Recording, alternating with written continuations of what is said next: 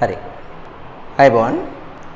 හරි. පුතාලා අපි සමාගම් නිබන්ධනයට අදාළව සමාගම් පාඩමට අදාළව දැන් සාකච්ඡා කරන්න යන්නේ සමාගම් වර්ග කියන මාතෘකාව පිළිබඳව තමයි අපි සාකච්ඡා කරන්න යන්නේ.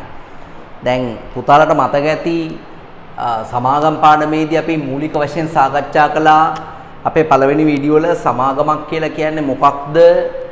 ඊට පස්සේ මේ සමාගම් මේ පිළිබඳව තියෙන නීතිමය தත්ත්වය කොයි වගේද? සමාගමක ලක්ෂණ මොනවද? සමාගම් වල තියෙන වාසි මොනවද? අවාසි මොනවද කියන කාරණාවන් පිළිබඳව ඔයගොල්ලන්ට හොඳ අවබෝධයක් ඇති දැන්. දැන් ඔයාලට මතක ඇති ලංකාවේ සමාගම් කියන ඒවා ප්‍රධාන වශයෙන්ම බෙදෙනවා කොටස් තුනකට. ලංකාවේ සමාගම් වර්ග තියෙනවා තුනක්.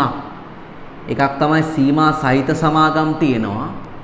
අනිත් එක තමයි සීමා රහිත සමාගම් තියෙනවා. අනිත් එක තමයි අපේන් සීමිත සමාගම් තියෙනවා. දැන් අද අපේ මාතෘකාව තමයි මේ සමාගම් වර්ග පිළිබඳව තමයි අපි සාකච්ඡා කරන්නේ. සමාගම් වර්ග පිළිබඳව. හරි? ඒකෙන් අපි පළවෙනියටම සාකච්ඡා කරමු සීමා සහිත සමාගම් පිළිබඳව. සීමා සහිත සමාගම් වල තියෙන ප්‍රභේද තුනක්. එකක් පෞද්ගලික, අනිත් එක පොදු සමාගම්, අනිත් එක තමයි අක්වෙරළ සමාගම්. අක්වෙරළ සමාගම්. මෙන්න මේ සමාගම් වලින් අපි දැන් එතකොට අපි දැන් සාකච්ඡා කර මූලික වශයෙන් පුතේ පෞද්ගලික සමාගම් සහ පොදු සමාගම් පිළිබඳව සාකච්ඡා කරමු. දරුවනේ පෞද්ගලික සමාගමක් සහ පොදු සමාගමක් අතර තියෙන වෙනස මොකද්ද? මොකද්ද මේ පෞද්ගලිකයි පොදුයි කියන වචන දෙකේ වචනාර්ථය වෙන්නේ? අපි සමාගම් කියන මේ මාතෘකාව පැත්තක දාමුකෝ. සමාගම් කියන එක පැත්තක දාලා පෞද්ගලිකයි පොදුයි කියන වචන දෙකේ තේරුම් බලන්නකෝ. දැන් ඔබට පෞද්ගලික දුරකථනයක් තියෙනවා. හරි. සාමාන්‍යයෙන් අපේ පෞද්ගලික දුරකථනය අපි ගාව තියෙනකම් පෞද්ගලික දුරකථනයක් විදිහට තියෙනවා. හැබැයි ගෙදර ගෙනිච්චට පස්සේ එකමක් කරනවා දෙක පොදු දුරකථනයක් වෙනවා. අතට අහුවෙන එක එක්කෝ එක ගේම් ගහනවා. නැත්තම් වීඩියෝ බලනවා. එහෙම නැත්තම් කෝල් ගන්නවා. නැත්තම් මැසේජ් ගන්නවා. හරිද? ඔය තමට අම්මලා දන්නෙත් නෑ ළමයි මැසේජ් ගන්නවා ෆෝන් වලට. ෆෝන් වලින් මැසේජ් ගන්න තරනේ අම්මයි ෆෝන් වලට මැසේජ් එනවා. අම්මලා දන්නෙත් නෑ. හරි දැන් මට කෝල් වලට හරි කියලා දෙක මම ඔයාට ආදරේ පැටිය කියලා කෝල් එකන අම්මගේ ෆෝන් එකට. අම්මා දන්නේ මැසේජ් බලන්න. මැසේජ් බලන්න දන්නවනම් මලකිලියක් වෙන්නේ.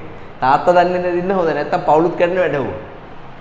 ඔයාට දැන් තේරෙනවනේ පෞද්ගලිකයි පොදුයි කියන වචන දෙකේ තේරුම මොකද? පෞද්ගලික வாහනයක අපිට කැමති විදිහට අපි ආසායව දාගෙන යනවා. දැන් පොදු බස් රථයක එහෙම නෙවෙයි. දැන් ඩ්‍රයිවර් අකමැති මිනිහේ පාරේ ඉඳලා අත දානවා. ඩ්‍රයිවර්ගේ තරහකාරී. නැන්දම්ම කිව්ව දඬුකෝ. එයාට පුළුවන් බස් එක නවත්තන්න නැතුව යන්න මිනිස්සු කම්ප්ලේන්ට් කළා. නේද? පොදුයි කියන්නේ පොදුයි කියන එකේ තේරුම තමයි විශාල පිරිසකට. පොදුවේ විශාල පිරිසකට අයිති නම් අපි ඒකට කියනවා පොදු කියන එක. ඒකේ තේරුම. පෞද්ගලිකයි කියලා කියන්නේ මේ ඊටාම සීමිත පිරිසකට තමයි ඒකේ අයිතිය තියෙන්නේ. පෞද්ගලිකයි කියන එකේ තේරුම ඒකයි. පුතාලා පෞද්ගලික සමාගමක සමාජික සංඛ්‍යාව 1.50යි අතර තමයි එන්නේ. අවම සමාජික සංඛ්‍යාව 1යි, උපරිම සමාජික සංඛ්‍යාව 50යි. පොදු සමාගමක අවම සමාජික සංඛ්‍යාව 1යි, උපරිමයට සීමාවක් නැත. ඒකයි පොදුයි කියලා කියන්නේ. කැමැති ගාණක් සම්බන්ධ කරගන්න පුළුවන්. ඒක තමයි මේ දෙකේ තියෙන ප්‍රධාන වෙනසක් වෙන්නේ. පෞද්ගලික සමාගමක අනිත් එක තමයි මේ දැන් අපි තුමුන්න දැන් යම්කිසි පෞද්ගලික සමාගමක් තියෙනවා. ඒ පෞද්ගලික සමාගමේ සමාජිකයෝ 10 දෙනෙක් ඉන්නවා කියලා දන්නකො. ඒකේ සමාජිකයෝ 10 දෙනෙක් ඉන්නවා. මේ සමාජිකයින්ගේ අපි තුම X කියලා සමාජිකයෙක් ඉන්නවා. මේ X කියන සමාජිකයට ඕනේ තමන්ගේ කොටස් ටික කාට හරි විකුණලා මේ X ඕනේ යාගේ කොටස් ටික Y ට විකුණලා සමාගමෙන් අයින් වෙන්න. එතකොට Y තමයි කොටස් හිමියා වෙන්නේ. ඒ කියන්නේ Y සමාගමේ කොටස් හිමියෙක් බවට පත් වෙනවා. මෙහෙම කරන්න බෑ X ට මේ ඉතුරු නම් මේ එයාත් එක්ක 10න් ඉතුරු 9 දෙනාගේ කැමැත්ත නැතුව. ඔයාලා තේරෙනවද මං කියන දේ? X කැමති වුණාට Yව සම්බන්ධ කරගන්න ඉතුරුලා ඉන්න 9 දෙනාත් අනිවාර්යෙන් කැමති වෙන්න ඕනේ. එහෙම කැමති වුණ නැත්නම් එයාට බෑ මේ අයව සම්බන්ධ කරගන්න. ඒක තමයි පෞද්ගලිකයි කියන එකේ අර්ථකථනය වෙන්නේ. පෞද්ගලිකයි කියන එකේ තේරුම වෙන්නේ. ඔයාලට තේරෙනවද මං කියන දේ පුතේ? පෞද්ගලිකයි කියන එකේ තේරුම වෙන්නේ ඒක. හරි? එතකොට කියන්නේ පෞද්ගලික සමාගමකට කොටස් හිමියන් සම්බන්ධ කරගෙන යම්කිසි සීමාවක් සහිතව කොටස් මිලදී ගත්ත කෙනෙක්ට කොටස්වල අයිති නිදහසේ පවරන්න බෑ. අනිත් අයගෙන් අහන්න ඕන. කොටස් ප්‍රසිද්ධියේ නිකුත් කරන්න බෑ. ප්‍රසිද්ධිය කියන්නේ කොටස් හඳපලේ රෙජිස්ටර් වෙලා තමන්ගේ කම්පැනි එකේ කොටස් විකුණන්න බෑ. කොටස් කියලා කියන්නේ මේ සමාගමේ තියෙන දැන් ඉස්සලා ඔයගොල්ලෝ අඳුරගන්න කොටසක් කියලා කියන්නේ මොකද්ද? දැන් කොටසක් කියලා කියන්නේ මේ වගේ දෙයක්. දැන් අපි තෝරන ඩිංගි, ගජන්, සුගතන් කියන තුන් දෙනා ව්‍යාපාරයක් දාන්න එකතු වෙනවා කියලා දන්නකො. මේගොල්ලෝ දානවා ඩිංගි ලක්ෂ 5ක් දානවා, ඊට පස්සේ ගජන් ලක්ෂ 5ක් දානවා, සුගතන් ලක්ෂ 10ක් දානවා කියලා දන්නකො. මේ ව්‍යාපාරේ මුළු ප්‍රාග්ධනේ ලක්ෂ 20යි, මුළු ප්‍රාග්ධනේ ලක්ෂ 20යි. මේගොල්ලන්ට කැමැති ගානකින් මේ ලක්ෂ 20 බෙදනවා. අපිට මේක රුපියල් 10න් බෙදුවා කියලා රුපියල් 10න් මේ ලක්ෂ 20 බෙදනවා. ඒ කියන්නේ මෙහෙමයි. ප්‍රාග්ධනය කියන එක ප්‍රකාශ කරන්න පුළුවන් ආකාර තියෙනවා දෙකක්. ප්‍රාග්ධනය ප්‍රකාශ කරන්න පුළුවන් ආකාර දෙකක් තියෙනවා. ඒක තමයි මුදල් ප්‍රාග්ධනයක් විදිහට ප්‍රකාශ කරන්න පුළුවන්. අනිත් එක තමයි පුතා කොටස් ප්‍රාග්ධනයක් විදිහට ප්‍රාග්ධනය ප්‍රකාශ කරන්න පුළුවන්. මුදල් ප්‍රාග්ධනය සහ කොටස් ප්‍රාග්ධනය. හරි? මුදල් ප්‍රාග්ධනය කියන එකෙන් අදහස් වෙන්නේ මොකද්ද? මුදලින් කියන්නේ. හරි දැන් ආදරේ ප්‍රකාශ කරන්න පුළුවන් විදි කීපයක් තියෙනවා. එකක් තමයි වචනෙන් කියනවා, අනිත් එක තමයි හැඟීම් වලින් කියනවා. ඇස් වලින් නේද hina වෙලා නේද? ඒ වගේ හැඟීම් වලින් කියන්නත් පුළුවන් නේ. ඒ වගේ ප්‍රාග්ධනේ මුදලින් කිව්වොත් ලක්ෂ 20. මෙයාලට ඕනේ මේක කොටස් වලින් කියන්න. ඒතර මෙයාලා කැමැති ගානකින් 10 කියන එක නීතියක් නෙමෙයි. කැමැති ගානකින් මේක බෙදා ගන්නවා. බෙදාගත්තා මේ සමාගමේ කොටස් ලක්ෂ 2යි තියෙන්නේ. මේ කොටස් ලක්ෂ 2යි. තේරෙනවද? කොටස් ලක්ෂ 2යි තියෙන්නේ. ඒ කොටස් ලක්ෂ දෙකෙන් කොටස් 50000ක් මෙයා අරගෙන මෙයා 50000ක් අරගෙන මෙයා කොටස් ලක්ෂයක් අරගෙන. දැන් කොටස් නිකුත් කරනවා කියන එකේ තේරුම තමයි ඔයා හිතනකො මේ බිස්නස් එක කරගෙන යන්න මේකට සල්ලි මදි කියලා ඉවරලා. මේ ව්‍යාපාරය කරගෙන යන්න මෙයාලට සල්ලි මදි. ඒතර සල්ලි මදි නම් මෙයාලා මොකද කරන්න ඕන? බැංකු ලෝන් එකක් ගන්න ඕන. නේද? ඒවනි කරන්න ඕන. බැංකු ලෝන් එකක් ගන්න ගියාම බැංකු ලෝන් වල පිරිවැය වැඩි. කොස්ට් එක කියන එක වැඩි. එහෙනම් මෙයාලට පුළුවන් තව අයිතිකාරයෙක්ව සම්බන්ධ කරගන්න. දැන් මෙයාලට මදි වෙලා තියෙන ප්‍රාග්ධනය ලක්ෂ 10යි කියලා හිතන්නකො. ලක්ෂ 10 නම් මෙයා මොකද කරන්නේ? මේගොල්ලෝ මොකද කරන්නේ? ඒ ලක්ෂ 10 රුපියල් ලක්ෂ 10යිනේ. ඒක රුපියල් 10න් බෙදුවම කියන්නේ කොටස් ලක්ෂයක් වෙළඳපොලේ විකුණනවා. කොටස් ලක්ෂයක් වෙළඳපොලේ විකුණුවාම අන්න උන් අය. ඒ කියන්නේ මේගොල්ලෝ නොදන්න අය මේ කොටස් එක ගන්නවා. 25ක් 30ක් එකතු වෙලා මේ කොටස් එක ගන්නවා. කොටස් ලක්ෂය ගන්නවා. දැන් අපි તો සිරිපාල කියලා එක්කෙනෙක් ඉන්නවා. එයා කොටස් 500ක් ගන්නවා. හරි. සිරිසේන කියලා එක්කෙනෙක් ඉන්නවා. එයා කොටස් 5000ක් ගන්නවා. ඊට පස්සේ තව මලි කියලා කෙනෙක් ඉන්නවා. එයා කොටස් 1000ක් ගන්නවා. ඔය වගේ එක එක විදිහට කොටස් ටික ගන්නවා. අරගෙන මේ සමාගමට අවශ්‍ය කරන ප්‍රාග්ධනයේ මේ කොටස් ටික නෙමෙයි හොයා ගන්න පුළුවන්. එතකොට ඒක තමයි කොටස් නිකුත් කරනවා සහ කොටස් ප්‍රාග්ධනය කියලා කියන්නේ. ප්‍රසිද්ධියේ නිකුත් කරනවා කියන එකේ තේරුම තමයි දැන් ලංකාවේ තියෙන කොටස් වෙළඳපොළ කියලා එකක්. ඒකේ තමයි කොටස් විකුණන්නේ. කොටස් වෙළඳපොළට ගිහිල්ලා ඒ කොටස් විකුණනවා. එතකොට ඒවා ලංකාවේ නෙමෙයි ලෝකේ ඕනම කෙනෙක්ට කොටස් ගන්න පුළුවන්. ඒ කියන්නේ කොටස් මිලදී ගැනීම සඳහා ඕනෑමයකට සම්බන්ධ වෙන්න පුළුවන්. ඒ තමයි ප්‍රසිද්ධිය නිකුත් කරනවා කියලා කියන්නේ. එහෙම ප්‍රසිද්ධිය නිකුත් කරන්න හැම සමාගමකටම බෑ. ඒ ප්‍රසිද්ධියේ කොටස් නිකුත් කරන්න පුළුවන් ඉන්නේ අනිවාර්යෙන් ඒක පොදු සමාගමක් වෙලා කොටස් වෙළඳපොළේ රෙජිස්ටර් වුණොත් විතරයි. පොදු සමාගමක් වුණාට බෑ කොටස් වෙළඳපොළේ රෙජිස්ටර් වෙන්න ඕන. වර්ධන. ඒතර ඒ අනුව මිල කළ සමාගම් සහ මිල නොකළ සමාගම් කියලා සමාගම් ಜಾති දෙකක් තියෙනවා. නැත්නම් මේවට කියනවා ලැයිස්තුගත වූ සමාගම් සහ ලැයිස්තුගත නොවූ සමාගම් කියලා. ඒ කියන්නේ ප්‍රසිද්ධියේ ජනතාවට ආරාධනා කරලා කොටස් මිලදී ගන්න කියලා ප්‍රසිද්ධියේ මිලදී ගන්න කියලා ආරාධනා කළා අපි කොටස් වෙළඳපොලේ රෙජිස්ටර් වුණොත් අන්නේ පොදු සමාගම මිල කළ සමාගමක් කියලා කියනවා. එහෙම නැතුව නිකම්ම පොදු සමාගමක් වෙලා කොටස් වෙළඳපොලේ රෙජිස්ටර් කළේ නැත්නම් එයාට ප්‍රසිද්ධියේ කොටස් විකුත් කරන්න බෑ. ප්‍රසිද්ධිය විකුණනවා කියලා කියන්නේ මිනිහෙක් කොහිල මුලක් ගෙනල්ලා මහජන පොලේ විකුණනවා. හරි කොහිල මිටියක් ගෙනල්ලා මහජන පොලේ විකුණනවා. ඒක තමයි ප්‍රසිද්ධිය විකුණනවා කියලා කියන්නේ. පෞද්ගලිකව විකුණනවා කියලා කියන්නේ එහෙම කෑකෝ ගහලා දැන් අර මහජන පොලට ගෙන මිනිහා කෑ ගහන කොහිල කියලා කෑ ගහනවා. හරි. ඒක විදිහට කෑ ගහද ඒක. එමුණට කෑ ගහලා විකුණන්න පුළුවන්. හැබැයි ගංජා මිටියක් එහෙම විකුණන්න පුළුවන්ද? ගංජා මිටියක් අරන් ඇවිල්ලා එහෙම විකුණන්න පුළුවන්. ගංජා කියලා කෑ ගහන පොලේ දෙපාරකට වඩා කෑ ගහන්න වෙන්නේ. පොලිසියට එකන් ගිහලා ඇට කැඩෙන්න ගහයි. ඒවා පෞද්ගලිකව විකුණන්නේ. දන්න අඳුරන කස්ටමර්ස්ලට කතා කරලා මචං හොඳ ඔන්න මේ බඩු ටිකක් තියෙනවා වෙන්න බරින් කිලිවෙන්න විකුණනවා. දන්න අඳුරන කස්ටමර්ස්ලට. අන්න ඒක තමයි ප්‍රසිද්ධියේ කොටස් විකුත් කිරීමයි ප්‍රසිද්ධියේ නෝ නැත්නම් පෞද්ගලික කොටස් විකුත් කිරීම අතර තියෙන වෙනස වෙන්නේ පුතේ. ඒ කොටස් විකුණලා සල්ලි ගන්න පුළුවන්. හරි. එතකොට දැන් ඒ වගේ දැන් පෞද්ගලික සමාගමකට මතක තියාගන්න පුතා පෞද්ගලික සමාගම විශේෂත්වය තමයි ප්‍රසිද්ධියේ මම ඔය කියලා දුන්න ප්‍රසිද්ධියේ කොටස් නිකුත් කළ නොහැක. හරි. ඔයා YouTube එකේ තියෙන ඕන channel එකක් බලන්න ඔය එක channel එකවත් මෙහෙම පැහැදිලි කරන්නේ. ඔයාට සමහර වෙලාවට දැන් පුතේ සමහර ගුරුවරුන්ගෙන් ඔයා ඉගෙන ගන්නකොට ඔයාට කෙලින්ම කියන පෞද්ගලික සමාගම් වලට ප්‍රසිද්ධියේ කොටස් නිකුත් කළ නොහැක කියලා. ළමයා දන්නේ කොටසක් කියන්නේ මොකද්ද? ප්‍රසිද්ධිය නිකුත් කරන්නේ කොහෙද? මොකද්ද ප්‍රසිද්ධිය නිකුත් කරනවා කියන්නේ කියලා. ඒකයි මම මේවා කියලා දුන්නේ. හරි කොහෙන් ඉගෙන ගත්තත් කමන්නේ ඒවා අනිවාර්යයෙන්ම වැදගත් වෙනවා. ඒවා වැදගත් වෙන්නේ නැතුව බෑ මේ මොකද මේ ප්‍රසිද්ධ නිකුතුවක් කියන එකේ අර්ථය හරියට තේරුම් ගන්නවා. ඒතර මේගොල්ලන්ට එම් ප්‍රසිද්ධිය කොටස් නිකුත් කරන්න බෑ. ඒ කියන්නේ සරල තේරුම තමයි මෙයාලව කොටස් වන්දනවලට ගන්නෙ නෑ. කොටස් ප්‍රසිද්ධිය විකුණන තැන් වලට ගන්න නෑ මේගොල්ලන්. පෞද්ගලික සමාගම්. ඒ වගේම මේවා නිදහසේ පවරන්නත් බෑ. ඒ කියන්නේ නිදහසේ පැවරීමට නොහැකි කියලා කියන්නේ ඇයි? පැවරීමට නොහැකි. ඒකේ තේරුම මොකද්ද? ඒ නිදහසේ පවරන්නත් බෑ කියන එකේ තේරුම තමයි එක්කෙනෙක් ගත්ත කොටස් එයාගේ කැමැත්තට පවරන්න බෑ. අනිත් අය ඔක්කොම කැමති වෙන්න ඕනේ. ඒ කියන්නේ කොටස් ඇතුලේ මුදල් හිර වෙනවා පෞද්ගලික සමාගමක් මේ අපි දාගත්තොත්. හැබැයි අර දැන් පොදු සමාගම් වලට මේ වගේ සීමාවක් නැහැ. පොදු සමාගම් වලට ප්‍රසිද්ධියේ කොටස් නිකුත් කරන්න පුළුවන්. ඒ වගේම මේවා නිදහසේ පවරන්න පුළුවන්. ඇයි නිදහසේ පවරන්න පුළුවන් කියලා කියන්නේ? සමහර පොදු සමාගම් වල කොටස් හිමියෝ ලක්ෂ 5ක් විතර ඉන්නවා ලෝකෙ පුරා. ඒකෙන් එක්කෙනෙක්ට ඕනේ තමයි කොටස් එක විකුණන්න. ඒතර අනිත් අය කැමැත්ත නිකන් ඉඳියොත් එහෙනම් මොකද වෙන්නේ? 4,99,999 කැමති වෙන්න ඕනේ. මේ මිනිහා වයසට ගිහිල්ලා තියෙන්නේ. නේ මේ මිනිහා ශාරීරික කොටස් කරලා බල දාන්න තමයි වෙන්නේ. එච්චර වයසට මේ මිනිස්සයා. ඉතින් ඒ නිසා කැමැත්ත ගන්නෑ. Tamanට ආසන විකුණ නිකන් ඉන්න. කොටස් වලට ගෙනල්ලා විකුණනවා. Taman කොටස් එක පෞද්ගලිකව විකුණනවා. ඔයාලට තේරෙනවද මං කියන දේ? තව මූල්‍ය කළමනාකරණය කියලා පාඩමක් තියෙනවා. එතෙන්දී මං කොටස් නිකුත් කිරීම සහ අනිකුත් කාරණා පිළිබඳව හොඳට පැහැදිලි කරන්නම්. තවත් පැහැදිලි කරන්නම්. මේ පාඩමන මේ පැහැදිලි කිරීම ටික හොඳටම ඇති. හරි. එතකොට මේ පොදු සමාගමට ප්‍රසිද්ධිය නිකුත් කරන්න පුළුවන්, නිදහසේව පවරන්න පුළුවන්. ඔන්න ඔකයි මේ දෙකේ තියෙන මූලික වෙනස වෙන්නේ. මේකේ සමාජිකයෝ 50යි, මේකේ සමාජිකයන්ට සීමාවක් නැහැ. මෙයාලට කොටස් ප්‍රසිද්ධිය නිකුත් කරන්න හෝ පවරන්න බෑ. මෙයාලට ඒ දෙකම කරන්න පුළුවන්. ඉතින් ඇත්තරම සමාගම් වලින් පොදු සමාගම් වෙන එක තමයි හොඳ. නිකම්මත් පොදු සමාගමක් නෙමේ. කොටස් වලදී ලියාපදිංචි කරපු මිල කළ සමාගමක් වෙනවා නම් අනිවාර්යෙන් වඩාත් හොඳයි. අර සමාගම් වල තියෙන අඛණ්ඩ පැවැත්ම, සීමිත වගකීම, නෛතික පුද්ගලභාවය, ඒ අනාදී කාරණා ඔක්කොම මේ සමාගම් වලට අදාළයි. තේරෙනවද මං කියන දේ? හැබැයි ගිනුම් තියන්න ඕනේ. මේ දෙගොල්ලොම ගිනුම් තියන්න ඕනේ. හැබැයි ගිනුම් විගණනය කළා සමාගම් රෙජිස්ට්‍රාර්ට වාර්තාව සැපීම අනිවාර්ය වෙන්නේ පොදු සමාගම් වල විතරයි.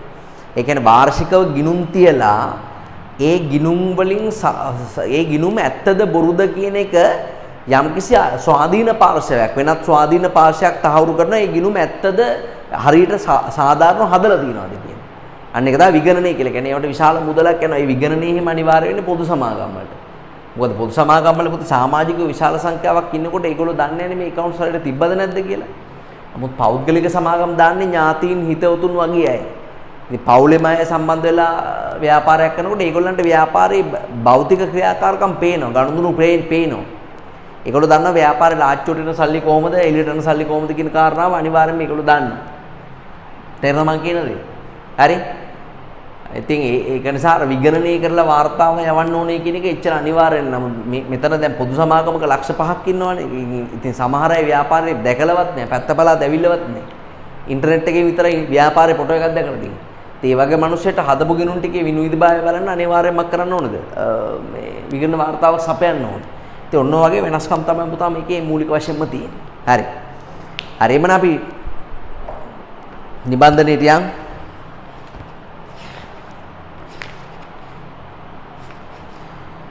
right පිටවංක 5ට යන්න. පිටවංක 5 සීමිත පෞද්ගලික සමාගම් කියන මාතෘකාව අපි ලියමු. මෙහෙම ලියන්නේ. කොටස්සා ණය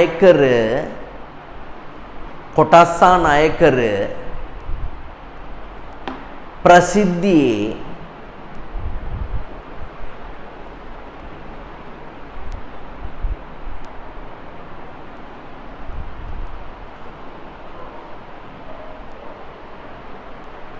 නිකුත් කළ නොහැකි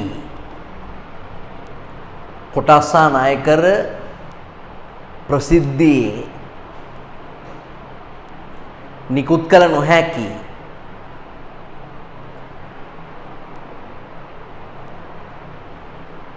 එසේම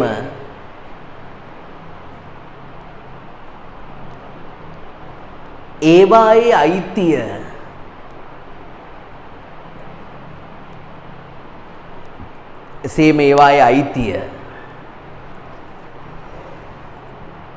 නිදහසේ පැවරිය නොහැකි එසේම ඒවායේ අයිතිය නිදහසේ පැවරිය නොහැකි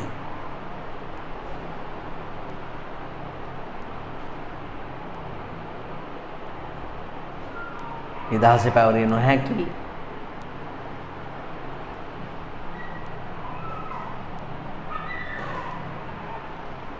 සමාජික සංඛ්‍යාව 1.50 අතර වන සමාජික සංඛ්‍යාව 1.50 අතර වන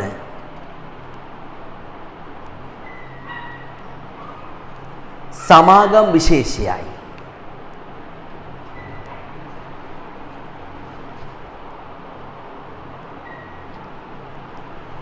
සමාගම් විශේෂයයි.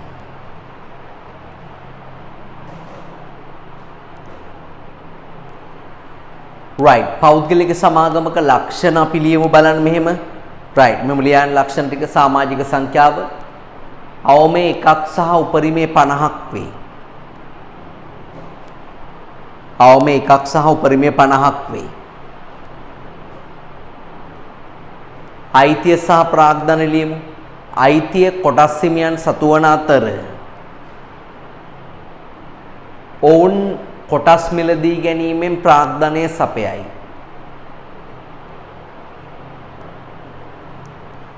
ඔවුන් කොටස් මිලදී ගැනීමෙන් ප්‍රාග්ධනය සපයයි.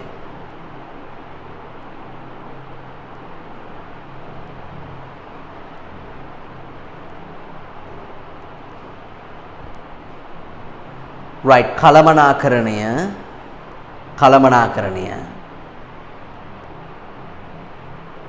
අපි දන්නවා අපි මම පළවෙනි වීඩියෝ එකේදී කිව්වා සමාගම කළමනාකරණය කරන්නේ කොටස් හිමියෝ නෙමෙයි සමාගමේ කොටස් හිමියෝ වාර්ෂික මහා සභාව රැස්වීමේදී ඒකට පත් කරනවා කාවද අධ්‍යක්ෂකව මෙම ලියන්නේ කොටස් හිමියන් විසින් පත් කරන ලද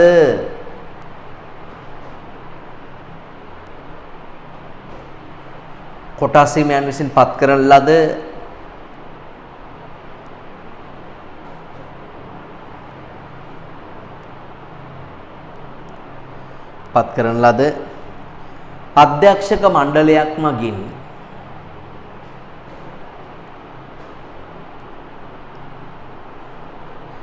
අධ්‍යක්ෂක මණ්ඩලයක් මගින්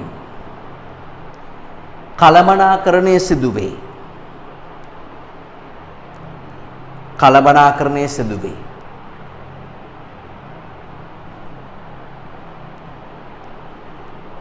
right ඊට පස්සේ කොටස් නිකුත් කිරීම හා පැවරීම කියන එකට යමු.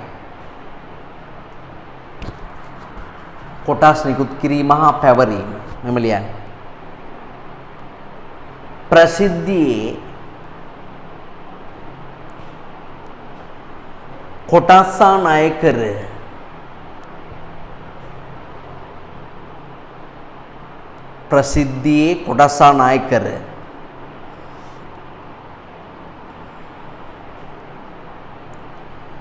නිකුත් කළ නොහැකි අතර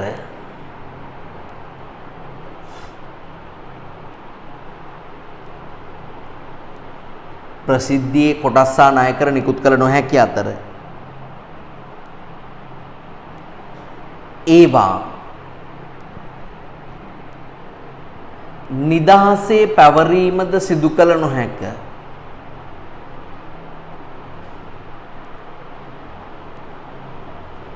ඒවා නිදහසේ පැවරීමද සිදු කළ නොහැක.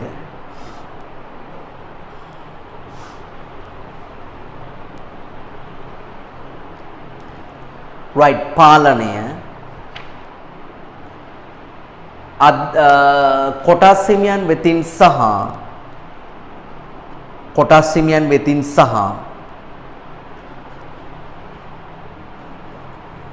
සමාගම් පනත මගින් සිදුවේ. පනතට අනුවත් වැඩ කරනවා කොටස් හිමියන්ට ඕන විදිහට වැඩ කරනවා.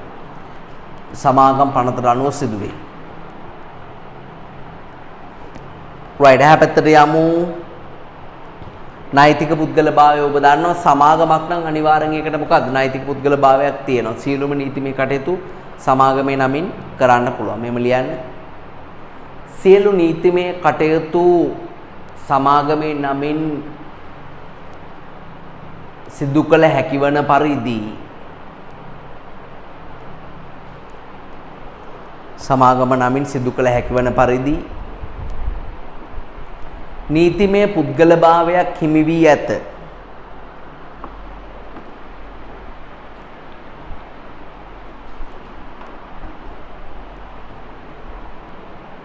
නීතිමය පුද්ගල භාවයක් හිමි වී ඇත.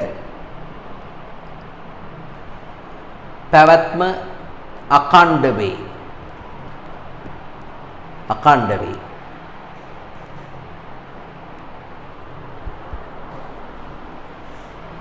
ඉන් අදහස් වන්නේ ඉන් අදහස් වන්නේ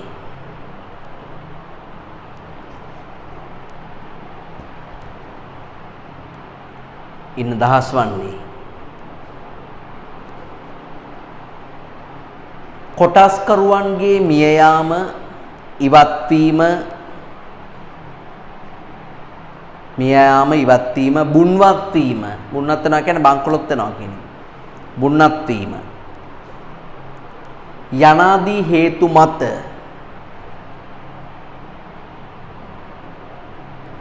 යනාදී හේතු මත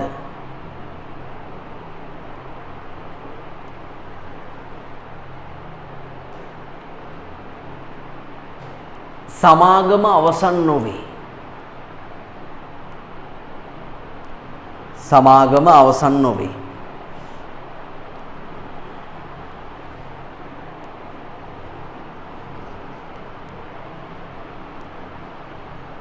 right. ඊට පස්සේ සංස්ථාපනය මිලියන් 2007 අංක 7 දරන සමාගම් පනත යටතේ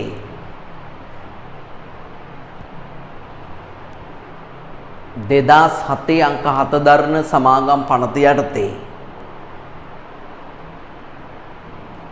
සමාගම් රෙජිස්ට්‍රාර් දෙපාර්තමේන්තුව තුල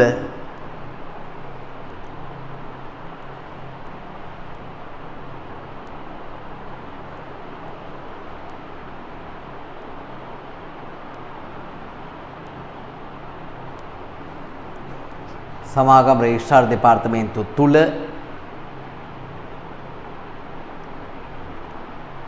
සිදු කළ යුතුය.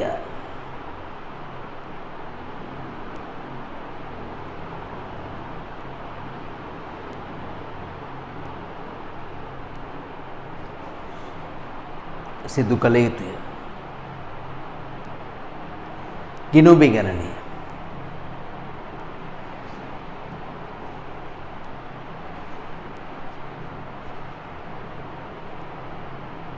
සමාගම් පනතට අනුකූලව ගිණුම් තබන අතර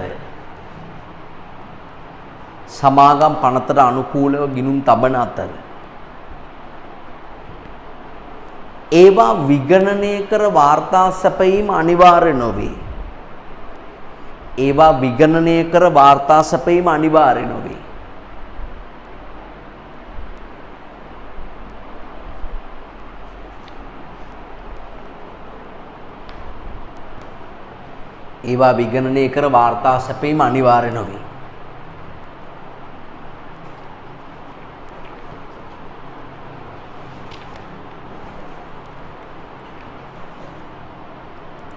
බදු ගෙවීම නීතිමය පුද්ගලභාවයක් ඇති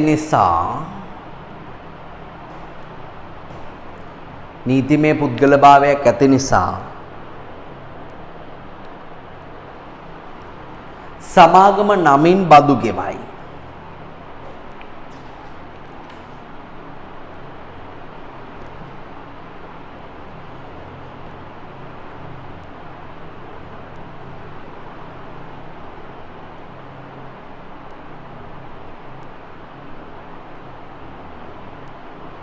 right.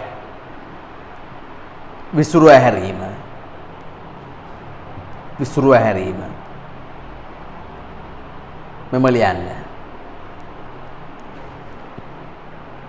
ස්වේච්ඡාවෙන් හෝ ඒ කියන්නේ කොටස්කාරයෝ ඔක්කොම කැමති නම් ස්වේච්ඡාවෙන් හෝ අධිකරණ නියෝගයකින් හෝ ඒ කවුරු හරි අකමැති නම් එයා උසාවිය යනවා. අධිකරණ නියෝගයකින් හෝ අධිකරණයේ අධීක්ෂණයේ යටතේ ඒ අධිකරණය බලාගෙන ඉන්නවා කරන හැටි අපි ස්වේච්ඡාවෙන් තමයි සුරන අධිකරණයේ අධීක්ෂණයේ යටතේ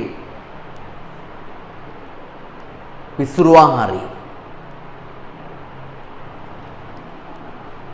right. ඊට පස්සේ ඔන්න තමයි ලක්ෂණ තියෙන්නේ. ඉතින් අර පැවැත්ම ඊට පස්සේ තව නීතිමය පුද්ගලභාවයේ ලියාපදිංචිය පරිපාලනය එන්නේ වගේ දේවල් හැම සමාගමකටම සමාන දේවල් පුතේ. අර කොටස් නිකුත් කිරීම පැවරීම කියන ඒවා ඊළඟට තව සම්බන්ධ කරගන්න පුළුවන් අධ්‍යක්ෂකවරු මේ කොටස් හිමියෝ සංඛ්‍යාව වගේ අය හරිද? අන්න ඒවා තමයි වෙනස් වෙන්නේ. පුතාලා මට පොඩ්ඩක් එක කාරණයක් මගහැරෙනවා පුතාලා පෙන්නන්න පිටුවංක 5ට ආපහු. ඒ පහේ තුන්වෙනි පොයින්ට් එකට යන කළමනාකරණ ඒකේ අපි ලියුවනේද කොටස් හිමියන් විසින් පත් කරනු ලබන අධ්‍යක්ෂක මණ්ඩලයක් මගින් සිදු කරයි කියලා ඉවරයි. ඒක ලියන අවම අධ්‍යක්ෂකවරු සංඛ්‍යාව 1කි කියලා. අවම අධ්‍යක්ෂකවරු සංඛ්‍යාව 1 කළමනාකරණයට පස්වෙනි පිටුවේ තියෙන තුන්වෙනි පොයින්ට් එක. හරි අවම අධ්‍යක්ෂකවරු සංඛ්‍යාව 1කි. ඒක එහෙමත් ලියා ගන්න.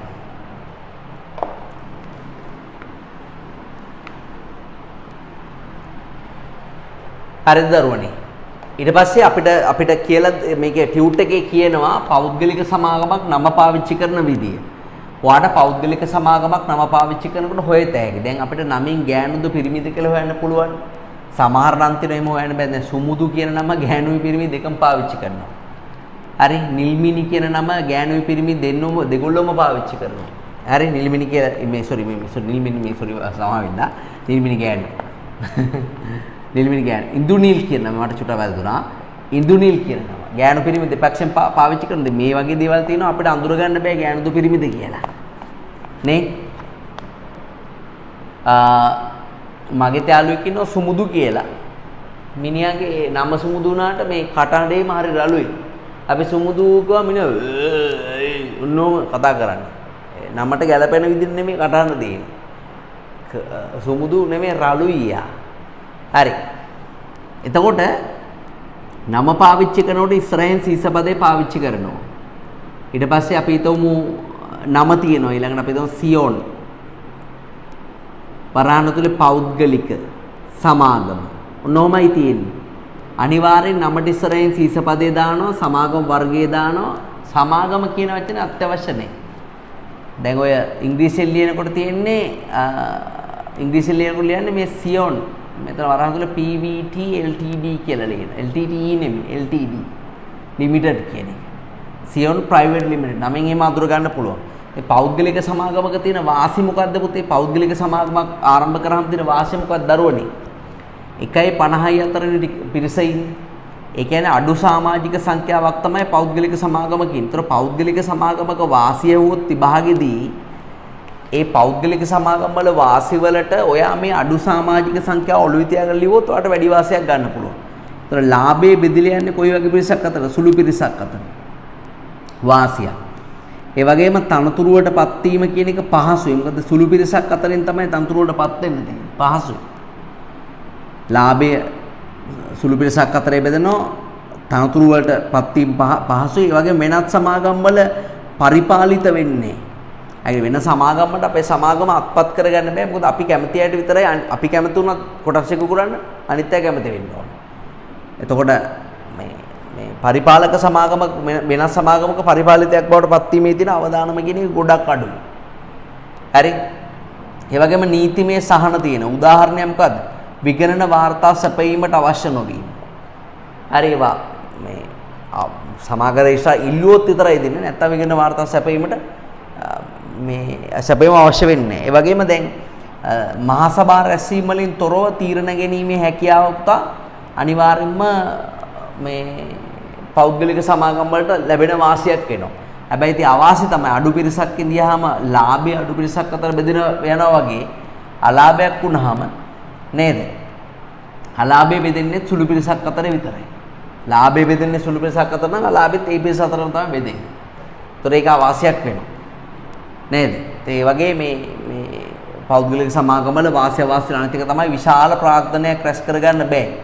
ඒ නිසා අර පොදු සමාගමක් වගේ මහා පරිමාණ පිරිමැසුම් අත්පත් කරගන්න බෑ.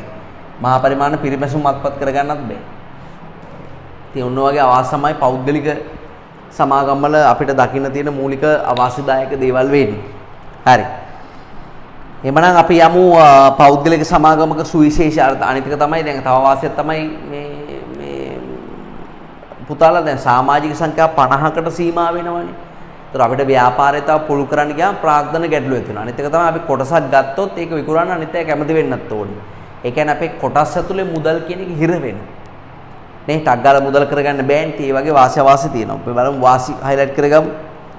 පාලන බලයේ සීමිත පිරිසකට ලැබීම කියන එක හයිලයිට් කරගන්න. පාලන බලය සීමිත පිරිසකට ලැබීම.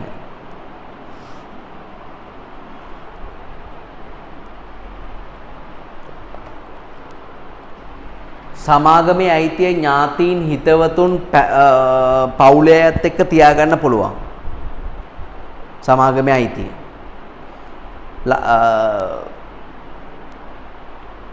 ලාභී සුළු පිරිසකට බෙදෙන්නේ අධ්‍යක්ෂක මණ්ඩලයට පත් වෙන්න පහසුයි. පොදු සමාගමකට සාපේක්ෂව ආරම්භීමත් පහසුයි.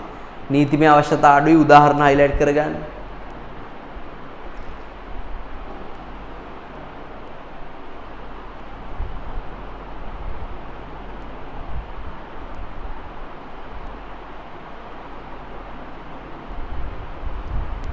ඊට පස්සේ කුඩා පරිමාණයෙන් සාපේක්ෂව කුඩා පරිමාණයි.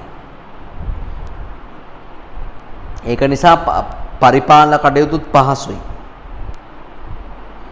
කොටස් හිමියෝ ටික දෙනයි ඉන්නේ.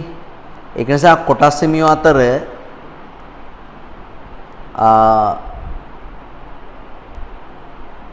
හොඳ සම්බන්ධයකුත් තියෙනවා.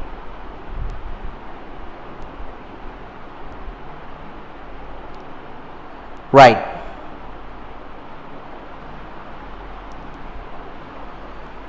හරි පෞද්ගලික සමාගම් වල අවාසි බලන්න පුතේ සමාජික සංඛ්‍යාව 50 හින්දා පුළුල් කිරීමේදී ප්‍රාග්ධන ගැටලු ඇති වෙන්න පුළුවන් හයිලයිට් කරගන්න. කොටස් වෙනදපලේ කවදාකවත් ලියාපදිංචි වෙන්න බෑ. ඒ වගේම නිදහසේ කොටස් අයිතිය පවරන්න බැරි නිසා කොටස් තුල මුදල් සිරවීමකුත් වෙනවා. මහා පරිමාණ පිරිමැසුම් අත්පත් කර ගැනීමේ හැකියාව අඩු වෙනවා. හරිද?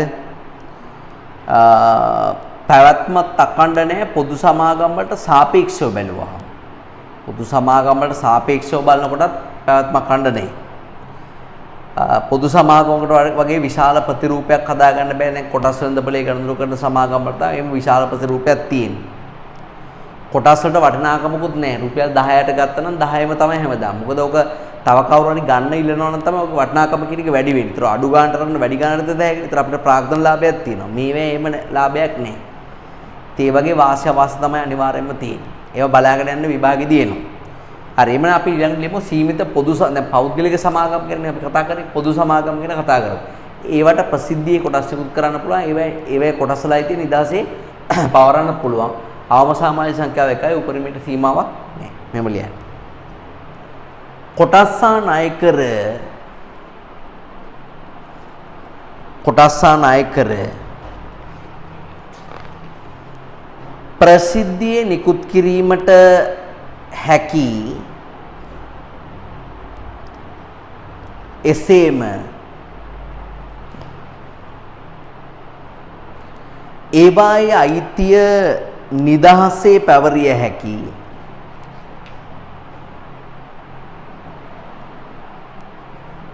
ඒවායේ අයිතිය නිදහසේ පැවරිය හැකි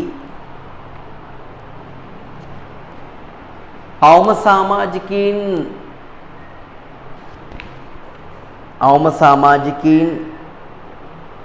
එක් අයෙකුගෙන් සමන්විත වන අවම සමාජිකයින් එක් අයෙකුගෙන් සමන්විත වන සමාගම් විශේෂයයි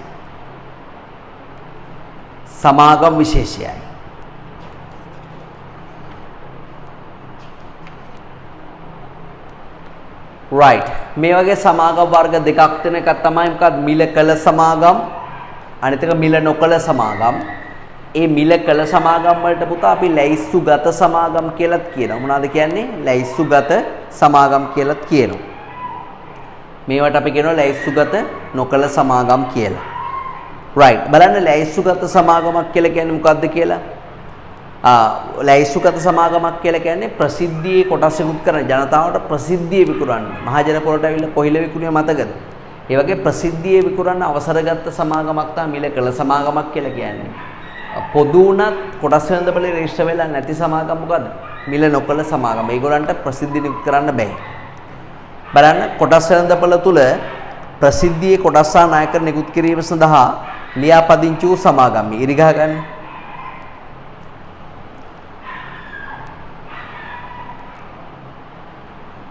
කොටස් වෙළඳපොළ තුල ලියාපදිංචි වූ සමාගම්. right. ඒ වගේ සමාගමක් මතක තියාගෙන මිල කළ සමාගමක් නම පාවිච්චි කරනකොට මේ වගේම ඉස්සරහට සීස පදේ දානවා, නම දානවා, වරහන් තුලේ පෞද්ගලික නෙමෙයි පොදු කියලා දානවා. වරහන් තුලේ පොදු කියලා දානවා. තේරෙනවද? right. උදාහරණ සීමා සහිත visual point පොදු සමාගම උදාහරණ. ඊට පස්සේ මිල නොකළ සමාගම නැත්නම් ලැයිස්තුගත නොවූ සමාගම් කොටස් වෙළඳපොළ තුල ප්‍රසිද්ධියේ කොටස් සහ නායකර නිකුත් කිරීම සඳහා ලියාපදිංචි නොවූ සමාගම් තමයි ලැයිස්තුගත නොවූ සමාගම් කියලා කියන්නේ. හරි. එයාලා නම පාවිච්චි කරනකොට මෙන්න මේ සීස පදේ විතරයි මේ පොදු කියන වචනයත් පාවිච්චි කරන්නේ අඩුම තරමේ. සීමා සහිත සියොන් සමාගම. අපි දන්නවා පෞද්ගලික නම් පෞද්ගලික වචනේ තියෙනවා කියලා. එහෙනම් මේක පෞද්ගලික සමාගමක් නේ. අපි දන්නවා සීමා රහිත නම් සීර පදේ තියෙනවා. මේක සීමා රහිතත් නෑ. අපේන් නම් වරහන් තුල අපේන් සීමිත කියන වචන තියෙනවා. ඒ වචනේත් නෑ. හරි. නිකම්ම විභාගෙදී මේ විදියට නමක් දුන්නොත් පුතා මේ වගේ විශේෂණ මුකුත් නැතුව ඒක අනිවාර්යෙන් කියවෙන්නේ මොකද්ද? ඒක පොදු සමාගමක් කියලා. ඒක පොදු සමාගමක් කියලා. ඒක නිකම් පොදු සමාගමක් නෙමෙයි. මිල නොකළ පොදු සමාගම. කොටස් වෙළඳපොළ රෙජිස්ටර් වෙච්ච නැති පොදු සමාගම. right බලන්න සෑම නෝට් එක බලන්න සෑම පොදු සමාගමකටම ප්‍රසිද්ධියේ කොටස් එකතු කර නොහැකි අතර ඒ සඳහා කොටස් වෙළඳපොළ තුල මක් වෙන්න ඕනද? ලියාපදිංචි වෙන්න ඕනේ. මේ පිළිබඳ විස්තර 13 වසරේ මූල්‍ය කළමනාකරණය කියලා පාඩමක් තියෙනවා. ඒ පාඩමෙන්දී අපි ඉගෙන ගමු. right. question එකට යම් මිල කළ සමාගම ආයෝජක අතර ජනප්‍රිය වීමට හේතු මොනවාද කියලා. සල්ලි දාන අය අතර ජනප්‍රිය වෙන්නේ මිල කළ පොදු සමාගම් වලින් මිල කළ සමාගම්. ඒකට හේතුව තමයි ගත්ත ගානට වඩා වැඩි ගානකට කොටසක් විකුණලා ප්‍රාග්ධන ලාභයක් ගන්න පුළුවන්. මෙහෙම ලියන්න. මෙහෙම ලියන්න.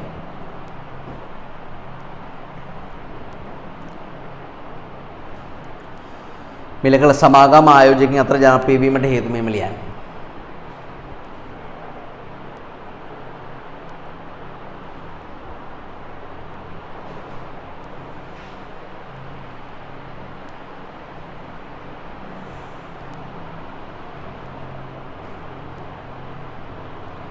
පළවෙනි එක කොටස් වල මිල ඉහළ යාමෙන් කොටස් වල මිල ඉහළ යාමෙන්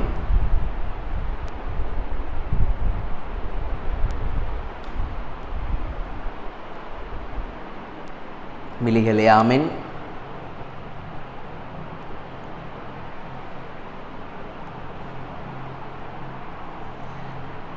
ප්‍රාග්ධන ලාභ ලැබිය හැකි වීම. ගත්ත ගානට වඩා වැඩි ගානකට විකුණන්න පුළුවන්. ඒ ගත්ත ගානට වඩා වැඩි ගානකට විකුණාම ලැබෙන ලාභය තමයි ප්‍රාග්ධන ලාභය කියලා කියන්නේ. 10ට ගත්ත කොටසක් 12ට විකුණුවොත් රුපියල් 2ක ලාභයක් තියෙනවා. ඒ වගේ කොටස් ලක්ෂයක් අරන් තියනවා නම් මිනිස්සෙක් එයාට ලක්ෂ 2ක ලාභයක් තියෙනවා. ඔන්නෝමයි ඔක ප්‍රාග්ධන ලාභය කියලා කියන්නේ ඕකයි.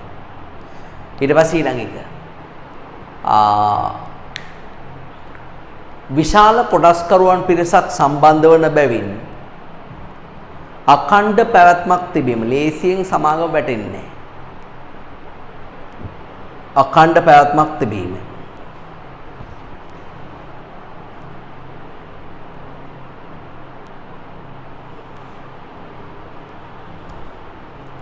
තුන්වෙනි එක.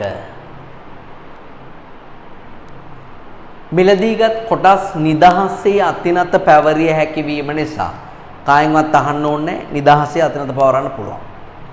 මිලදීගත් කොටස් නිදහසේ අතිනත පැවරිය හැකි වීම නිසා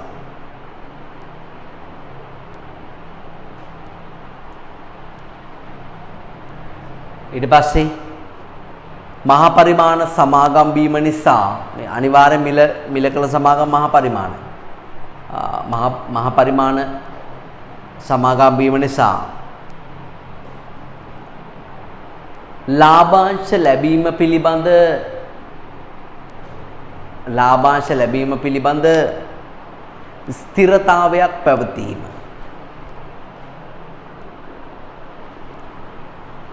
ලාභාංශ ලැබීම පිළිබඳ ස්ථිරතාවයක් පැවතීම.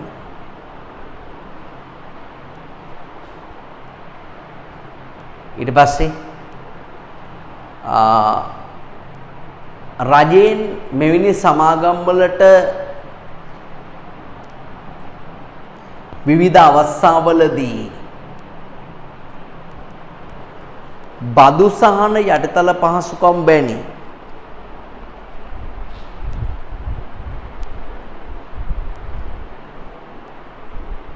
දිරිගැන්වීම් සැපයීම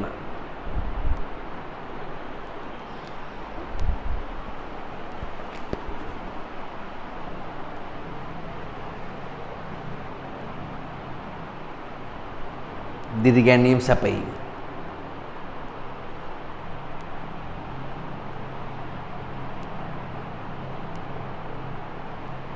ඊළඟ එක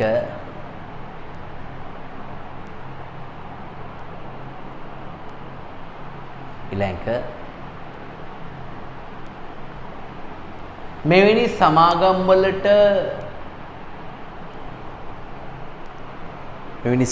වලට තරගයට මුහුණ දීමට ඇති හැකියාව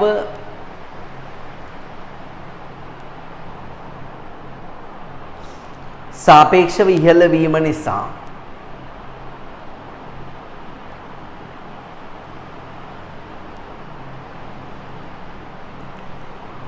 ඊට පස්සේ මෙවැනි සමාගමක ආයෝජනය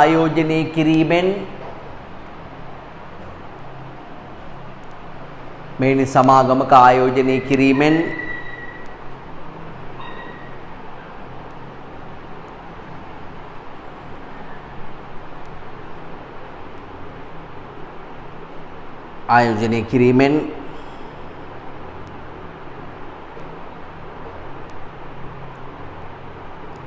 ප්‍රතිරූපේ විශාල ලෙස වර්ධනය කරගත හැකි වීම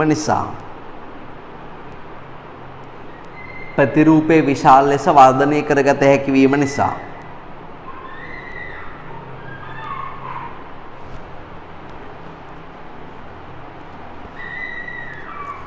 right ඔන්න ඔය කාරණා නිසා තමයි පුතේ සාමාන්‍ය මිලකල සමාගම ඇතැම් ආයෝජක අතර ජනප්‍රිය වෙලා තියෙන්නේ. දැන් අපි කතා කළේ මිලකල සමාගම් වල වාසිය හැම නෙමෙයි. අපි කතා කරේ මිලකල සමාගම් කියන concept එක කොහොමද ආයෝජක අතර ජනප්‍රිය වෙලා තියෙන්නේ කියන කාරණේ පමණයි.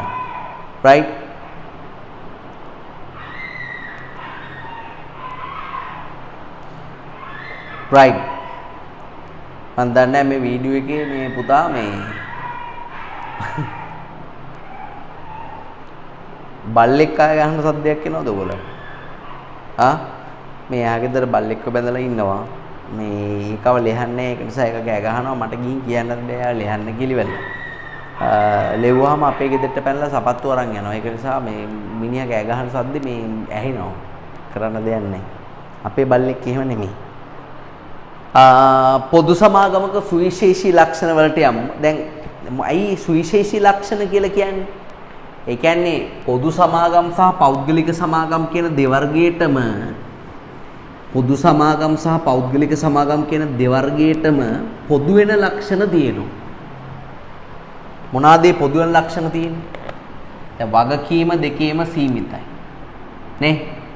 දෙකේම පැවැත්ම කියන එක කොහොමද? දෙකේම පැවැත්ම අඛණ්ඩයි. දෙකටම නීතිමය පුද්ගල භාවයක් තියෙනවා. දෙකේම පරිපාලන කටයුතු අධ්‍යක්ෂක මණ්ඩලයක් මගින් තමයි වෙන්නේ.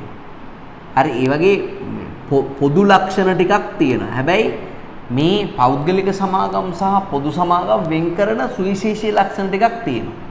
දැන් උදාහරණයක් තමයි අයිතිය කියන එක. අයිතිකරෝ කී දෙනෙක් සම්බන්ධ වෙනවද පෞද්ගලික සමාගමට? 1.50යි. මේක 1යි උපරිමයට සීමාවක් නෑ. අනිතා පරිපාලනය කියන එක සුවිශේෂයි ළමයි පොදු සමාගමකට. පරිපාලනයට දරුවනේ පරිපාලනයට අධ්‍යක්ෂකවරු එක්කෙනයි ඉන්නේ පෞද්ගලික සමාගම් වල. පොදු සමාගම් වල අවම වශයෙන් අධ්‍යක්ෂකවරු දෙන්නෙක් ඉන්න ඕන. හරි? අධ්‍යක්ෂකවරු දෙන්නෙක් ඉන්න ඕන. ඉතින් ඒ වගේ තමයි කොටස් පැවරීම කියන එක. කොටස් පැවරීම කියන එක අතින් පොදු සමාගමක් සුවිශේෂයි. එයාලට නිදහසේ කොටස් පැවරීම කරන්න පුළුවන්. ඒ වගේම කොටස් නිකුත් කිරීම සම්බන්ධයෙන් කොටස් නිකුත් කිරීම ප්‍රසිද්ධියේ කොටස් නිකුත් කිරීම කරන්න පුළුවන්. ඔන්න වගේ සුවිශේෂී ලක්ෂණ පොදු සමාගමක තියෙනවා. හරි බලන්න අපි කතා කරන්නේ පොදු සමාගමක සුවිශේෂී ලක්ෂණ. සමාජික සංඛ්‍යාව උපරිමයට සීමාවක් නැහැ හයිලයිට් කරගන්න. අනිත් හැම එකෙම උපරිමයට සීමාවක් තියෙනවා. නම භාවිත කිරීමේදී මතක තියාගන්න වරහන් ඇතුලේ පොදු කියන වචනේ පාවිච්චි කරන්න පුළුවන්න්නේ මිල කළ සමාගම් වලට විතරයි. මිල නොකළ සමාගම් වලට පොදු කියන වචනේ පාවිච්චි කරන්න අවශ්‍යතාවයක් නැහැ. රයිට්? නම භාවිත කිරීම බලන්න මිල කළ සමාගමක් නම සමග පොදු වෙන පදේ භාවිත කළ යුතුය. මිල නොකළ සමාගමක් නම් හදන්න පුතේ. මිල නොකළ සමාගමක් නම් කිසිදු විශේෂණ පදයක් භාවිත කළ යුතු නොවේ. මිල නොකළ සමාගමක් නම් කළමනාකරණයේ අධ්‍යක්ෂක මණ්ඩලය කියවෙන්නේ අවම අධ්‍යක්ෂවරු පොදු සමාගමේ කීයද? දෙන්නයි. කොටස් නිකුත් කිරීම හා පැවරීම අනිවාර්යෙන් ප්‍රසිද්ධියෙන් හා නිදහසේ කරන්න පුළුවන්. ගිණුම් විගණනය අනිවාර්යෙන් නොවේ. හරි අනිවාර්ය නෑ. හැබැයි සමාගම රෙජිස්ට්‍රාර්වරයා ඉල්ලුවොත් ගිණුම් ටික ඔඩිට් කරලා යවන්න ඕන. එතකොට අනිවාර්යයි. හරි ස්පෙෂල් පොයින්ට් එක බලන්න පාලනය, නෛතික පුද්ගලභාවය, වාක්‍යයෙන් පැවැත්ම, සංස්ථාපනයේ බදුගේ විසුර හැරීම ආදී ලක්ෂණ පෞද්ගලික ලක්ෂණකට සමානයි. ඒව සමානකම්. හරි අපි බලමු පොදු සමාගමකට ගිහිල්ලා ඒ පොදු සමාගමක තියෙන වාසි මොනවද අවාසි මොනවද කියලා. පොදු සමාගමක් විශාල සමාගමක්. ඒ නිසා යා ලොකු ඉන්වෙස්ට්මන්ට් එකක් කරලා දෙනවා. ඒ නිසා භාණ්ඩයක් හදනකොට යාට ප්‍රමාණාත්මක පිරිමැසුම් ලබා ගැනීමේ හැකියාවක් තියෙනවා. මම ලියන්න. විශාල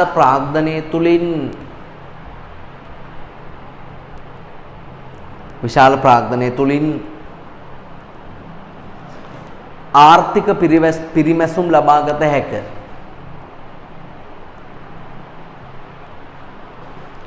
ආර්ථික පිරිමැසුම් ලබාගත හැක.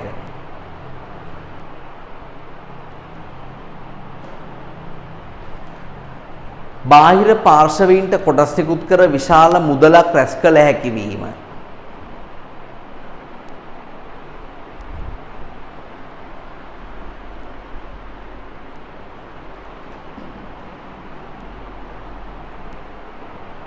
බාහිර පාර්ශවීන්ට කොටස් නිකුත් කර විශාල මුදලක් රැස් කළ හැකි වීම.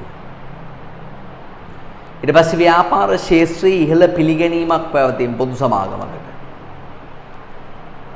ව්‍යාපාර ශාස්ත්‍රයේ ඉහළ පිළිගැනීමක් ලැබීම.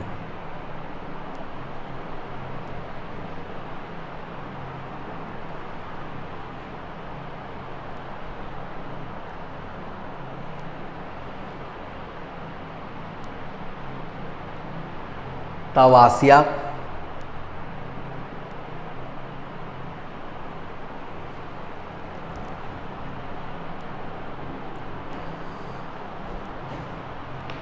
අලාභ සහ වගකීම් විශාල පිරිසක් අතර බෙදී යාම.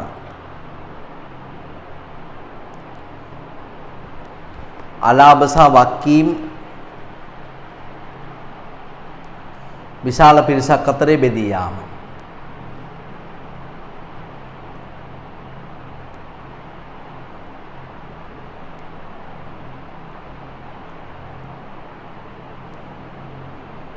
right. ඔන්නේ වාසි ටික තමයි මූලික වශයෙන්ම පොදු සමාගමක තියෙන සුවිශේෂී වාසි වෙන්නේ. දැන් මම ලියන්නේ කියන්නේ අඛණ්ඩ පැවැත්ම නීතිමය පුද්ගලභාවයේ ඒවා ඉල්ල හැම සමාගමක තියෙන වාසිනේ. පොදු සමාගමක තියෙන වාසි කොහොම පොදු සමාගමකට ආදේශ කරලා යන්න පුළුවන් නම් අනිවාර්යෙන් හොඳයි. ඒත් ආවාසි තමයි මේවා ආරම්භ කරන්න විශාල පිරිවැයක් යනවා. රජයෙන් ඇවිල්ලා බලනවා නේද? විවිධ දත්ත වගේ දේවල් ලබා ගන්නවා. මේවට සාහන හෝ බදු ගහන්න. හරි සුළු කොටස් හිමියෙක් වෙලා ඉඳියොත් එහෙම ඇත්තටම ළමයි කිසිම මේ ඒ කියන්නේ සුළු කොටස් හිමියෙක් වෙලා ඉඳලා වැඩක් නැහැ සමාගමක. ඒතකොට යාට කිසිම අයිතිවාසිකමක් ලැබෙන්නේ නැහැ. ව්‍යාපාරයේ ගොඩක් ලොකු හින්ද තනි පුද්ගලයන් දෙතුනට කළමනාකරණය කරගන්නත් බැරි වෙනවා. විශාල වෙනවා ඒ තරම්.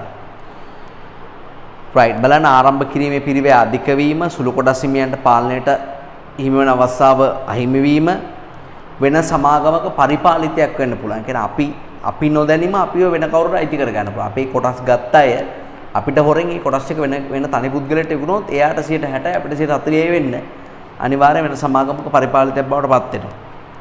ඉහළ නීතිමය කොන්දේසි තියෙනවා. කළමනාකරණ කටයුතු දුෂ්කරයි සංකීර්ණයි.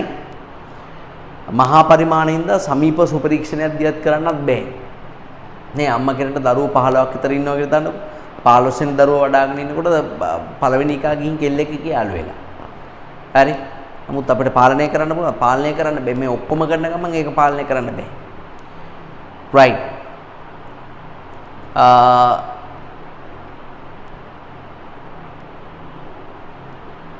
හරිද? right. ඉතින් ඒ වගේ වාසිය තමයි තියෙන්නේ. question එකට යමු. සීමාසහිත පොදු සමාගම් ක්‍රමයේ ආර්ථික සංවර්ධනයට දායක වන ආකාරය සඳහන් කරන්න. right. අපි ලියමු පොදු සමාගම් ක්‍රමයේ ආර්ථික සංවර්ධනයට දායක වන ආකාරය.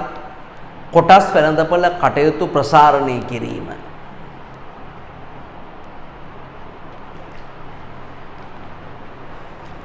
කොටස් වෙළඳපොළ කටයුතු ප්‍රසාරණය කිරීම.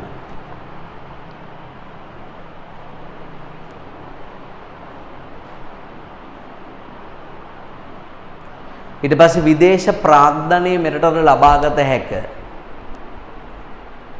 විදේශ ප්‍රාග්ධනය මෙරටට ලබාගත හැක.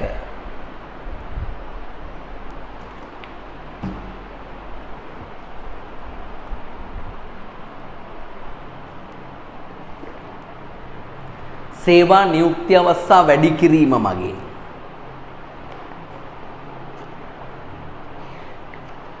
සේවා නියුක්ති අවස්ථා වැඩි කිරීම මගින්.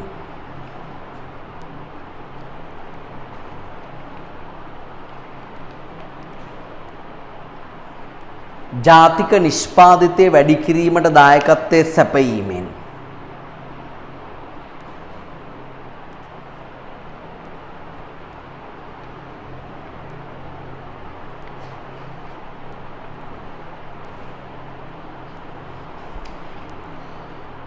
ජාතික නිෂ්පාදනය වැඩි කිරීමට දායකත්වය සැපයීමෙන්. පර්යේෂණ හා සංවර්ධන කටයුතු දියුණු කිරීමෙන්. පර්යේෂණ හා සංවර්ධන කටයුතු දියුණු කිරීමෙන්.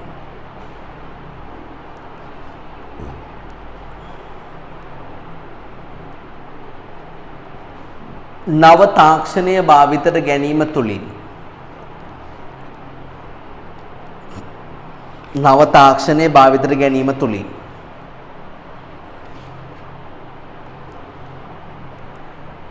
ඊට පස්සේ නව්‍යතා සම්පාදනය කිරීම තුළින්. නව්‍යතා සම්පාදනය කිරීම තුළින් ආර්ථික සංවර්ධනයට දායක වෙන්න පුළුවන්.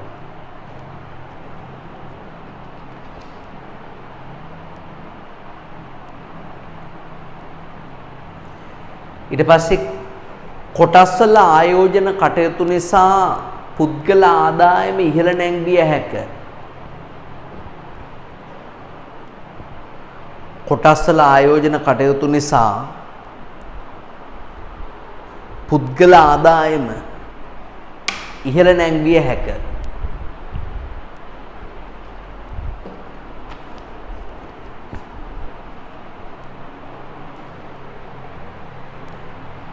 ඉහළ නැංවිය හැක. right. ඔන්නෝම තමයි ආර්ථික සංවර්ධනයට පොදු සමාගම් කියන ඒවා දායක වෙන්නේ. පුතේ උතන ආපහු මේ පිටුවංක 10 අවාසි කියලා වැදිලා තියෙනව නේද? අවාසි කියලා වැදිලා තියෙන්නේ. ඒ අවාසි කියලා තියෙන එක කපන්න. ඒක වැරදිලා වැදිලා. ඒ කියන්නේ ඒක එහා පැත්තේ තියෙනවා පොදු සමාගමක් ආරම්භීමේ අවාසි මොනවද කියලා. ඒ අවාසි ටික තමයි වැදිලා තියෙන්නේ. නමුත් මේ කොටසේ මේ පැත්තේ තියෙනවා. මේ පොඩි වැරදීමක් කළා ටියුට් එක මුද්‍රණය කරන වෙලාවේ. අපි ක්වෙස්චන් එකට යමු. සීමා සහිත පුස්තකම් ඒකත් එහෙමයි. හරි. එතන ඒ අවාසිකයි ක්වෙස්චන් එකයි දෙකම කපන්නේ. අවාසිකයි ක්වෙස්චන් එකයි දෙකම කපන්නේ. ඒක රිපීටඩ්. එහා පැත්තේ පිටු එකක් තමයි මේ පැත්තට තියෙන්නේ. මේ දෙක කපන්න. තේරුණාද මම කියපු එක?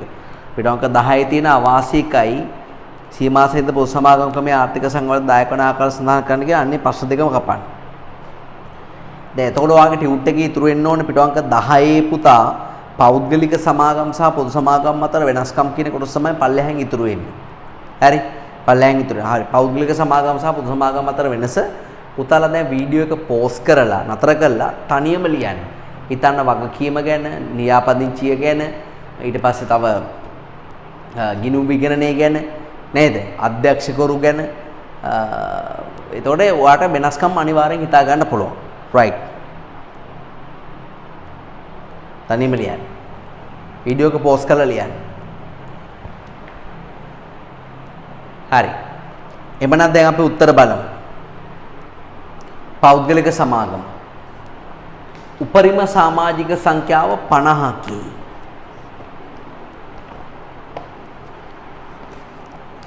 උපරිම සමාජික සංඛ්‍යාව 50කි.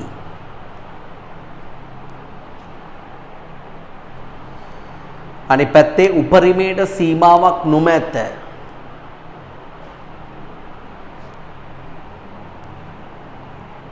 උපරිමයට සීමාවක් නොමැත.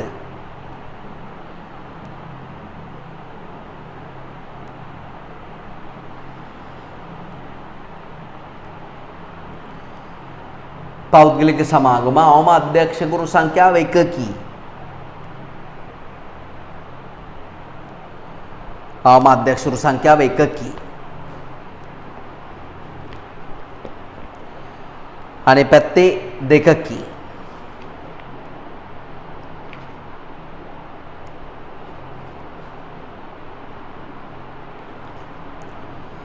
පෞද්ගලික සමාගම කොටස්ව ණය කර ප්‍රසිද්ධියේ නිකුත් කළ නොහැක.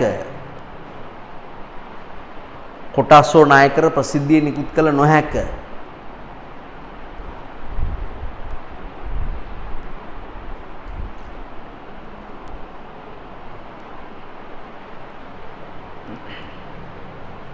අනිත් එක ප්‍රසිද්ධියේ නිකුත් කළ හැක.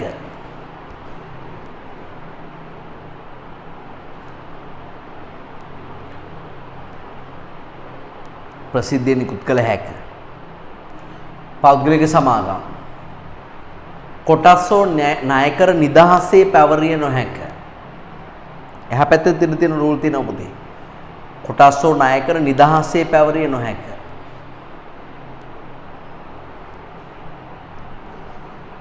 අනිත් පැත්තේ නිදහසේ පැවරිය හැක. පෞද්ගලික සමාගම් කොටස්ෝ ණය කර නිදහසේ පැවරිය නොහැක. අනිත් පැත්තේ හැක. පෞද්ගලික සමාගම් ගිණුම් විකරණය අනිවාර්ය නොවේ. අනිත් පැත්තේ ගිණුම් විකරණය අනිවාර්ය වේ.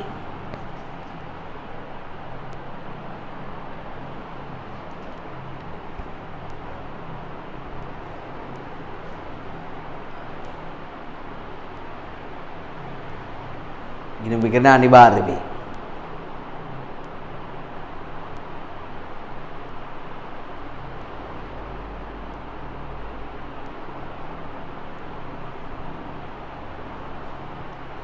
පෞද්ගලික සමාගම් නම සමග පෞද්ගලික යන පදේ භාවිත කළ යුතුය. පෞද්ගලික කියන පදේ නම සමග පෞද්ගලික යන පදේ භාවිත කළ යුතුය.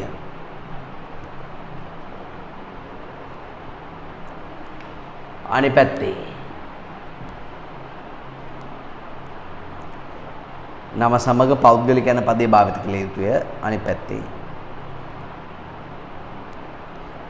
මිල කළ සමාගමක් නම් පොදු යන පදය.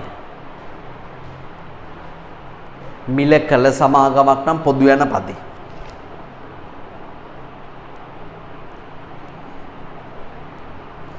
right.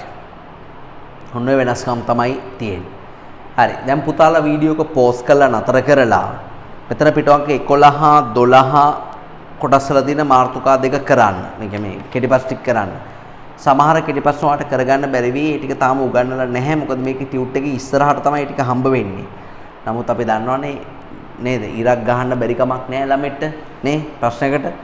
හරි. එමනම් බලලා උත්තර ලියන්න try කරන්න. වීඩියෝ එක පෝස් කරන්න. වීඩියෝ එක නතර කරලා උත්තර ලියලා ආපහු වීඩියෝ ඔන් කරන්න.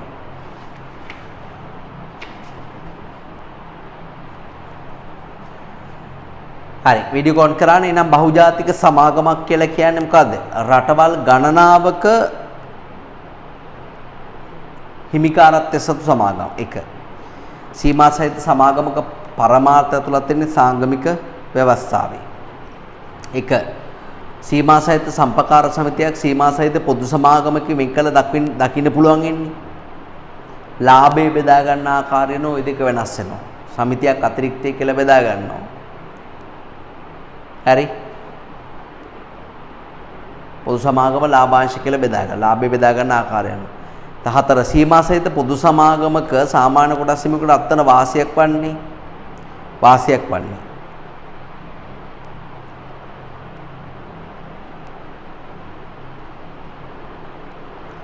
ඊට සියල්ලම් පහ.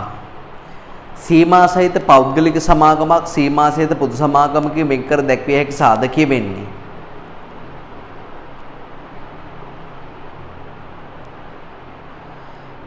පෞද්ගලික සමාගමක් පොදු සමාගමක වෙන් කර දැක්විය හැකි සාධකයක් වන්නේ කොටස් හිමියන්ගේ වාක්‍යම දෙකේම සීමිතයි. සමාගම් පනතරත ලියාපදිංචි දෙකම කරන නෛතික පුද්ගලභාවය දෙකටම තියෙනවා. විගණනයෙන් වෙනස් වෙනවා පුතේ. හරි විගණනයෙන් වෙනස් වෙනවා. කොටස් පැවරීමනුත් වෙනස් වෙනවා. 4 හෝ 5 උත්තරේ. 4 හෝ 5 උත්තරේ.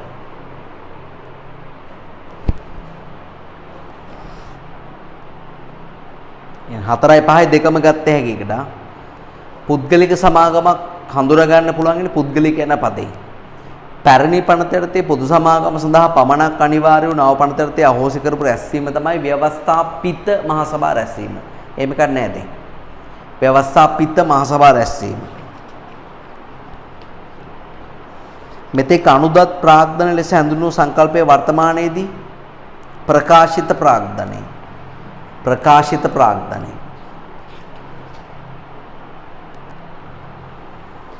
පැරණි සමාගම් පනතරතේ හඳුන්වා දුන් නව සමාගම් පනතරතේ ඉවත් කරපු සමාගම් ජනතා සමාගම්. සීමා සහිත විලම්භීත සමාගම යන නාමය අනුව මේ මිල නොකල සමාගමකි. මිල නොකල සමාගමක සැබෑ අයිතිකරුවන් ලෙස හැඳින්වෙන්නේ කවුද? හිමියන් කියලා තියෙනවා. රතන හිමියන් කියලා එහෙම ලියන්න එපා. කොටස් හිමියන්ගේ සාමාන්‍ය කොටස් හිමියන්ගේ මෙරට සමාගම් වලට දාන ප්‍රධාන නීතිය වන්නේ මොකක්ද? 2007 අංක 7 දරන සමාගම් පනත. 2007 අංක 7 දරන සමාගම් පනත.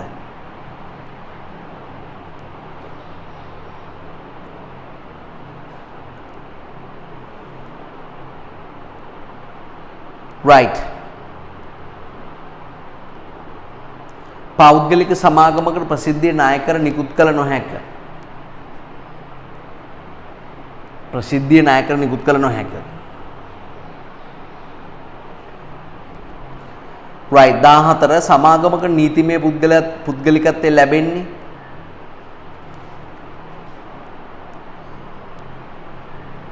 සංස්ථාපන සහතිකය මගින්. 4 සමාගමක් ආරම්භ කරන්න පළමුව කරන්න ඕන අඩුම පිරිස සොයාගන්න එක තමයි මුලින්ම කරන්න ඕනේ. පළමුව කළ යුත්තේ ව්‍යවස්ථාව අනුමත ගැසට් නිමේද ලියාපදිංචිය නම අනුමත කිරීම තමයි මුලින්ම කරන්න නම අනුමත කිරීම. ඔයාලට තාම ඒව දන්නේ මම උගන්වන ඉස්සරහට. කොටස් මිලදී ගැනීම වඩා පුළුල් වෙන්නේ පොදු සමාගම් වල. පෞද්ගලික සමාගම් සම්බන්ධයෙන් සාවද්‍ය ප්‍රකාශය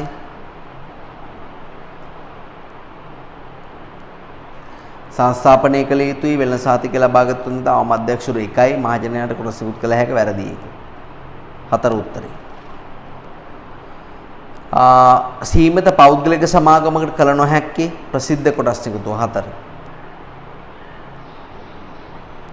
කැමති නම් විගණනය කරන්න පුළුවන්. ඉතින් මොකටද අහ කියන ලෙඩ දාගන්නේ. හැබැයි ප්‍රසිද්ධ කොටස් නිකුතුව කියන එක සමාගමකට කරන්න බෑ. කොටස් ප්‍රාග්ධනයක් සහිතව හෝ රහිතව ආරම්භ කළ හැකි සමාගම විශේෂ තමයි අපෙන් සීමිත සමාගම. අපි ඊළඟ වීඩියෝ එකේ සාකච්ඡා කරන්නේ ඒවා. සීමා සහිත සමාගමක් ලියාපදිංචි කර කිරීම සඳහා ආරම්භ කරපු ලියවිල්ලක් නොවන්නේ අවශ්‍ය කරන ලියවිල්ලක් නොවන්නේ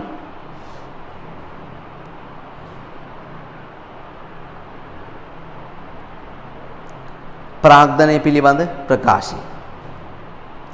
සීමා සහිත සමාගමට අදාළ පොදු ගුණාංගයක් නොවේ. සීමිත වක්කීම නෛතික පුද්ගලභාවය අඛණ්ඩ පැවැත්ම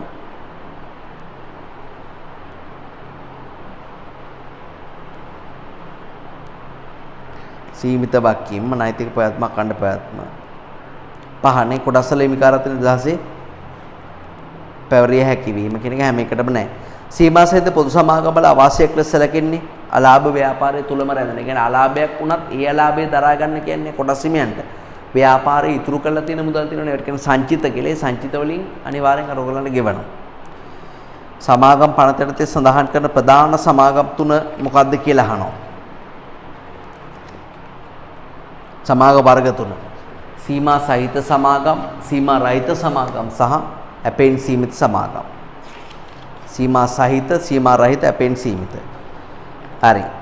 මම අපි ඊළඟ වීඩියෝ එකේදී සාකච්ඡා කරමු දරුවනේ අපිට තියෙන තවත් සමාගම වර්ග කීපයක් පිළිබඳව තමයි අපි ඊළඟ වීඩියෝ එකේදී සාකච්ඡා කරන්නේ. right. හරි. ආයිබෝන්